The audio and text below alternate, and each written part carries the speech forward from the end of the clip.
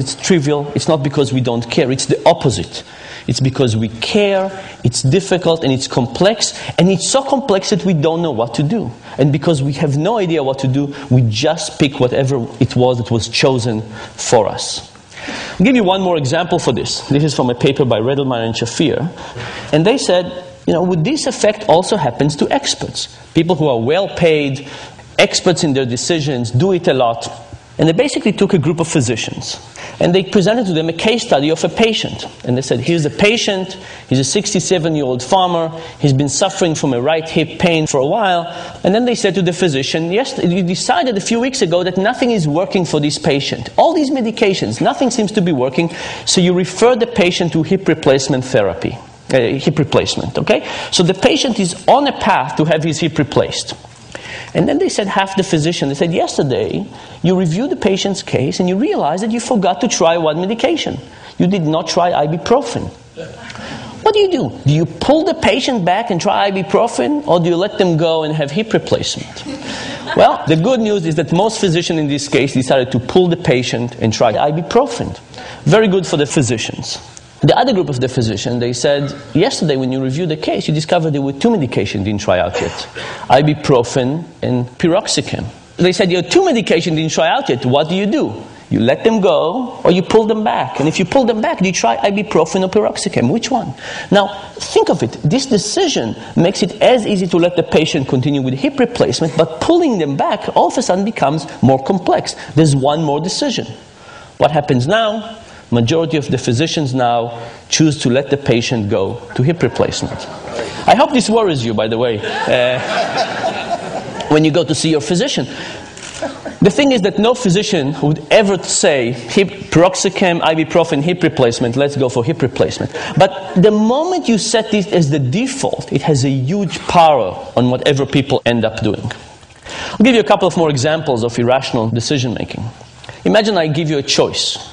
Do you want to go for a weekend to Rome, all expenses paid, hotel, transportation, food, breakfast, a continental breakfast, everything, or a weekend in Paris? Now, weekend in Paris, weekend in Rome, these are different things. They have different food, different culture, different art. Now, imagine I added a choice to the set that nobody wanted. Imagine I said a weekend in Rome, a weekend in Paris, or having your car stolen. Now, it's a funny idea, because why would having your car stolen in this set influence anything? But what if the option to have your car stolen was not exactly like this? What if it was a trip to Rome, all expenses paid, transportation, breakfast, but doesn't include coffee in the morning? If you want coffee, you have to pay for it yourself. It's €2.50. Now, in some ways, given that you can have Rome with coffee, why would you possibly want Rome without coffee? It's like having your car stolen. It's an inferior option. But guess what happened? The moment you add Rome without coffee, Rome with coffee become more popular, and people choose it.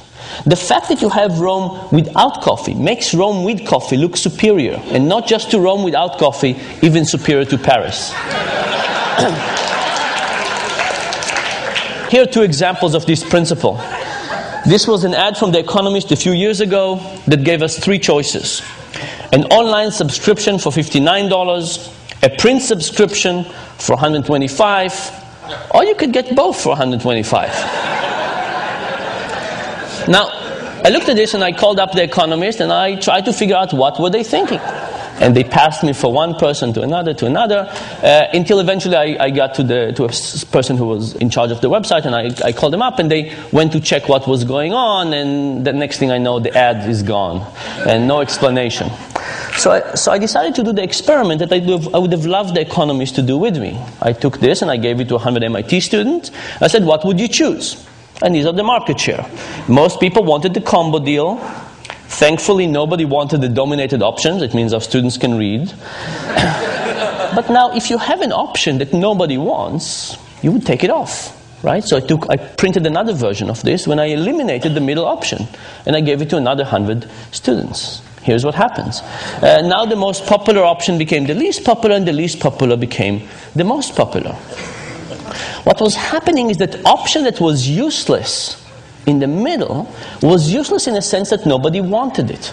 but it wasn't useless in the sense that it helped people figure out what they wanted. In fact, relative to the option in the middle, which was get only the print for 125, the print and web for 125 looked like a fantastic deal. And as a consequence, people chose it. The general idea here, by the way, is that we actually don't know our preferences that well. And because we don't know our preferences that well, we're susceptible to all of these influences from the external forces. The defaults, the particular options that are presented to us, and so on. One more example of this. People believe that when we deal with physical attraction, we see somebody and we know immediately whether we like them or not, attracted or not. This is why we have these 4-minute dates. So I decided to do this experiment with people. I'll show you graphic images of people, not real people. The experiment was with people. I showed some people a picture of Tom and a picture of Jerry, and I said, who do you want to date, Tom or Jerry? But for half the people, I added an ugly version of Jerry. I took Photoshop and I made Jerry slightly less attractive. The other people, I added an ugly version of Tom. And the question was, will ugly Jerry and ugly Tom help the respective more attractive brothers? And the answer was absolutely yes. When ugly Jerry was around, Jerry was popular. When ugly Tom was around, Tom was popular. This, of course, has two very clear implications for life in general. If you ever go bar hopping, who do you want to take with you?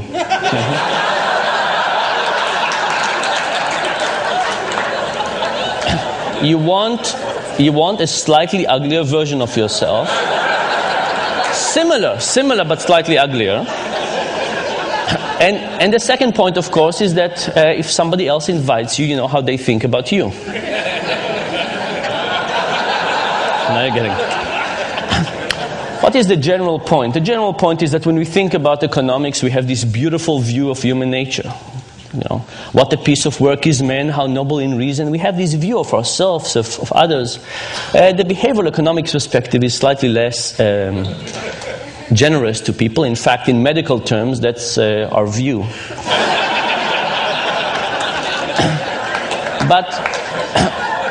But there is a silver lining.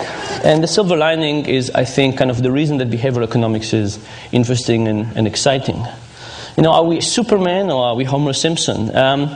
When it comes to building the physical world, we kind of understand our limitations. We build steps and we build these things that not everybody can use, obviously, but we build them.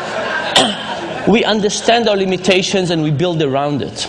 But for some reason, when it comes to the mental world, when we design things like healthcare and retirement and stock markets, we somehow forget the idea that we're limited. And I think if we understood our cognitive limitations in the same way that we understand our physical limitations, even if they don't stare us in the face in the same way, we could design a better world. And that, I think, is the hope of this thing.